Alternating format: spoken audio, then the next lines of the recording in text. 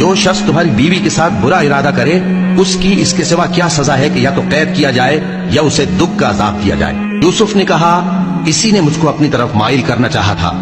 और उसके खानदान में से एक गवाह ने गवाही दी कि अगर उसका कुर्ता आगे से फटा हो तो ये सच्ची और यूसुफ झूठा है, और अगर कुर्ता पीछे से फटा हो तो ये झूठी और वो सच्चा है।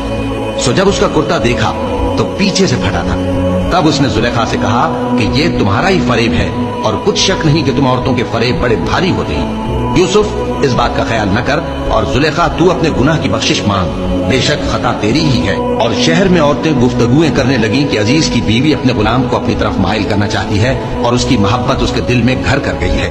हम देखती हैं कि वो खुली गुमराही में है। फिर जब जुलेखा ने उन औरतों की गुफ्तगू, जो हकीकत में दीदार यूसुफ के लिए एक चाल थी, सुनी, तो उनके पास दावत का पैगाम भेजा और उनके लिए एक महफिल मुरत्तब की और फल तराशने के लिए हर एक को एक एक छुरी दी।